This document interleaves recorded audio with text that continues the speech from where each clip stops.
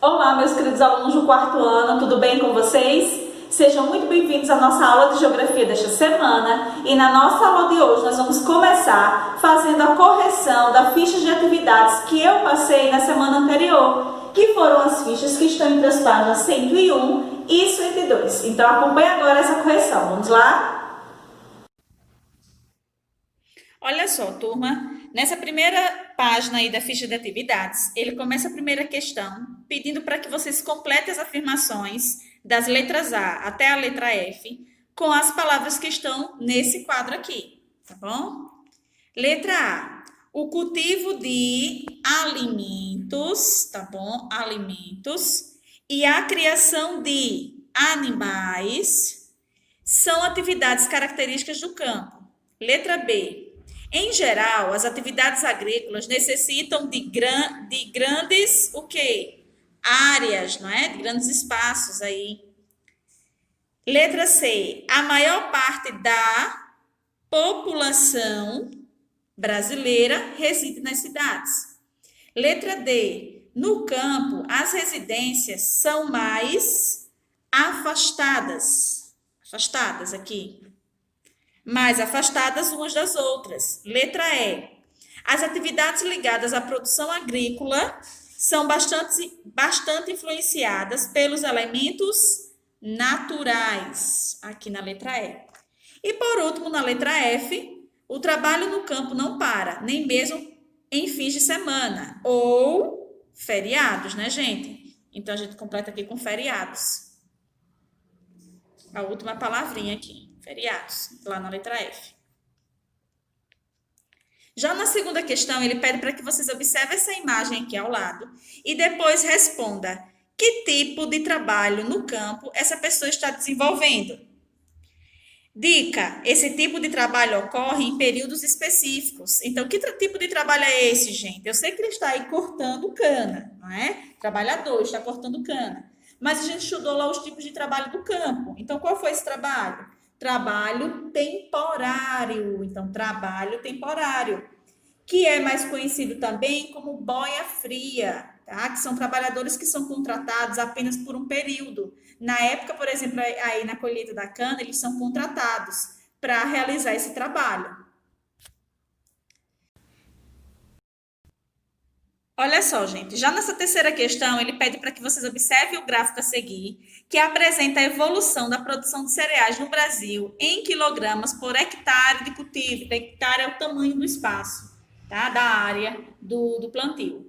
O hectare é uma medida agrícola que corresponde a uma área um pouco maior do que um campo de futebol, tá? Só para vocês saberem mais ou menos o que é o hectare. Então, veja bem, aqui nesse gráfico vocês observam que a produção desses cereais aumentou com o decorrer dos anos. Então, aqui tem os anos e tem o aumento gradativo dessa produção. A letra A, ele diz assim, ó, como se comportou a produção de cereais no Brasil durante o período apresentado no gráfico. Então, a gente pode observar que manteve-se praticamente estável até 1971, não é? Deixa eu marcar aqui novamente, deixar um pouquinho menor para a gente observar direitinho. Então, até 1971 manteve-se estável praticamente e começou a crescer até gradativamente até 1991 e acelerou esse crescimento depois de 1991. Já na letra B, ele pergunta: compare a produção de 1961 com a de 2016. Vocês vão comparar quanto que é. Tá? Então, olha só, a produção de 1961 foi quanto? E aí? 1.346,3 quilogramas por hectare. Já em 2016 foi de quanto? A gente vai olhar aqui em cima. Ó. Já de 2016 foi de 4.180,8 quilogramas por hectare. Ou seja, triplicou, né, praticamente.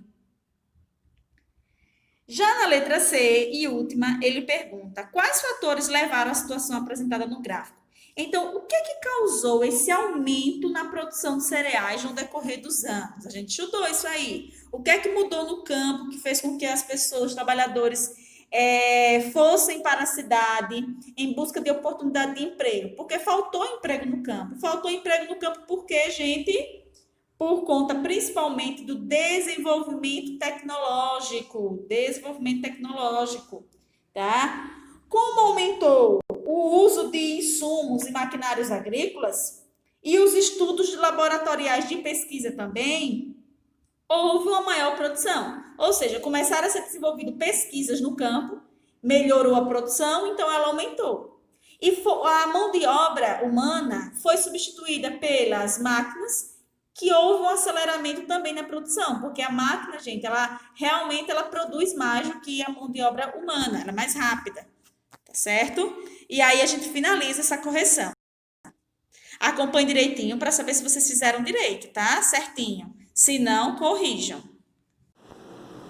Então, olha só, turma. Agora que a gente já fez a correção da ficha de atividades, nós vamos iniciar hoje um novo capítulo, o capítulo 2 do livro de vocês, onde ele vai falar um pouquinho sobre a cidade. Então, abram aí o livro de vocês, nós vamos ver agora o conteúdo, que estão entre as páginas 184 e 186, que a gente vai falar um pouquinho sobre a cidade. Então, vamos lá conhecer. Olha só o que ele diz, gente, aí no início do capítulo.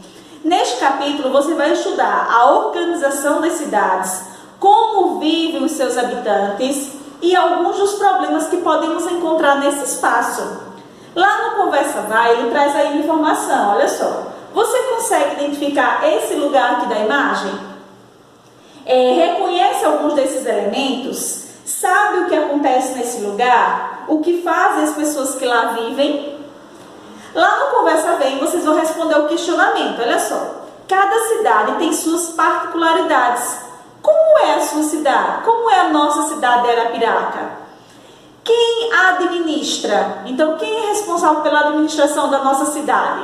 Então, vocês vão escrever o que vocês sabem a respeito desse assunto nessas linhas aí do Conversa Bem, tá bom? Olha só, lá mais adiante, ele vem dizer que cidade, ela pode ser definida como o quê? Olha só, como um local onde vive uma grande concentração de pessoas vivendo e trabalhando. Então, a cidade, nós estudamos aí que é um meio urbano, é a zona urbana, que compõe apenas centro de cidade e os bairros, não é assim? Então, há uma diferença entre cidade e município. A cidade é só a zona urbana. O município é a zona urbana e a zona rural junta. Ou seja, no caso aqui da Arapiraca, seria a cidade, o centro da cidade, os seus bairros e os povoados, os sítios que existem ao redor.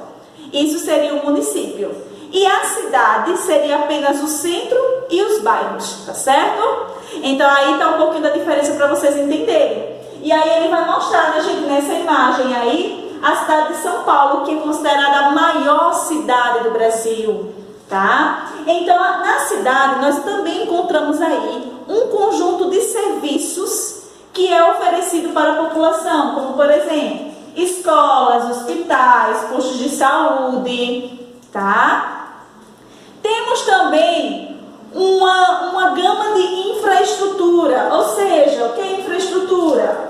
Ruas asfaltadas, prédios, iluminação, transporte, tá? Então, na cidade, existem esses recursos que são oferecidos para que a população que vive nela viva bem, tá certo? E que esse conjunto de serviços aí precisam ser oferecidos para que as pessoas vivam bem em uma cidade.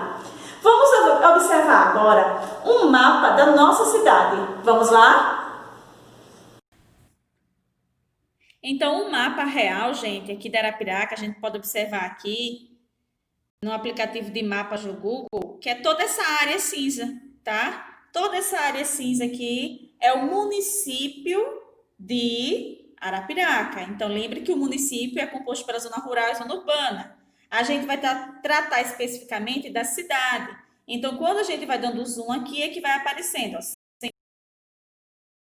mais clara aqui no centro, ó. E ao redor eu tenho os bairros, tá certo?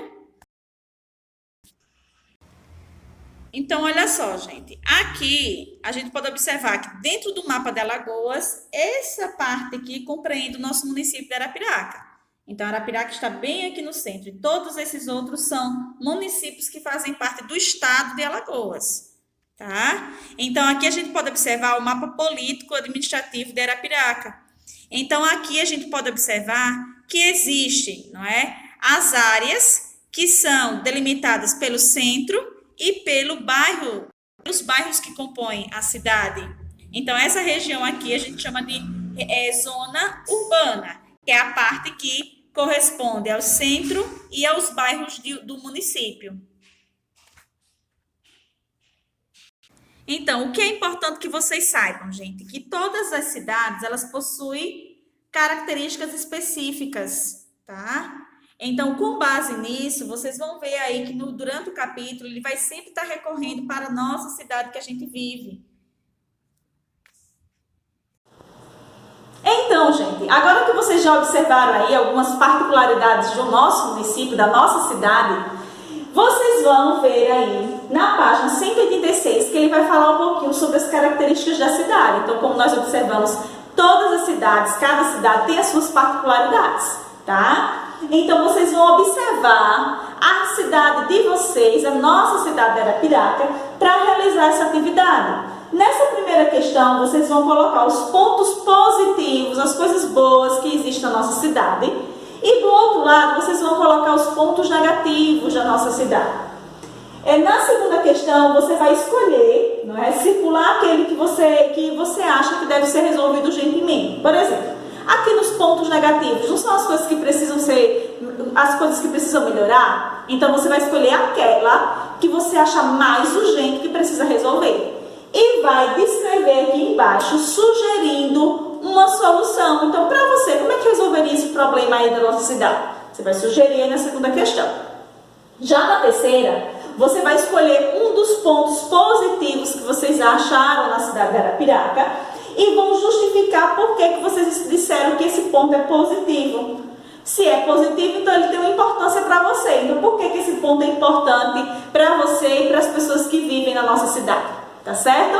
Não esquece de me mandar a foto para te dar uma olhadinha aqui na opinião e nas ideias de vocês, tá bom? Então, gente, por hoje é só. A nossa aula de geografia termina aqui. Não esquece de me mandar a foto da ficha corrigida dessa atividade e também da aula atividade de geografia. Vai ficar como tarefa para vocês fazerem a ficha de atividades das páginas seguintes, ou seja, a ficha da página 103 e 104, tá bom? Então é isso, turma. Um grande beijo, bom final de semana e até a próxima aula.